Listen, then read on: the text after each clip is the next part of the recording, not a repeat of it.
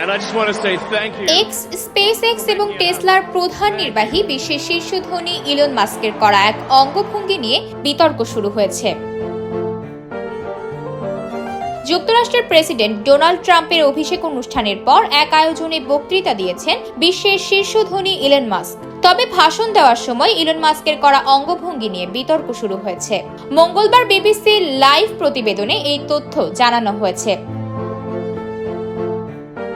প্রতিবেদনে বলা হয়েছে, ওয়াশিংটনে আয়োজিত ওই অভিষেক অনুষ্ঠানে মাস্ক যখন মঞ্চে ওঠেন তখন তাকে বেশ উচ্ছ্বাসিত দেখায়। এক পর্যায়ে তিনি এক বিশেষ অঙ্গভঙ্গি করেন। তিনি ডান হাতের বুকের বাম পাশে রেখে তারপর সেই হাত উপরে ছুড়ে দেন। তিনি পরপর দুইবার এই অঙ্গভঙ্গি করেন।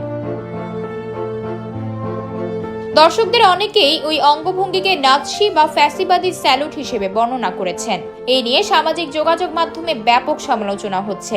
মাস্ক এদিন তার ভাষণে বলেন, ট্রাম্পের বিজয় কোনো সাধারণ বিজয় ছিল না। এই বিজয় সত্যিই গুরুত্বপূর্ণ। এই বিজয় নিশ্চিত করার জন্য সবাইকে ধন্যবাদ জানান মাস্ক।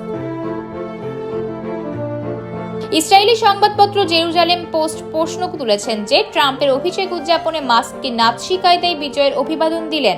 নাৎসিবাদ বিষয়ে বিশেষজ্ঞ ইতিহাসবিদ ক্লেয়ার আউবিন জানান, মাস্কের অঙ্গভঙ্গিটি ছিল নাৎসি কায়দার অভিবাদন।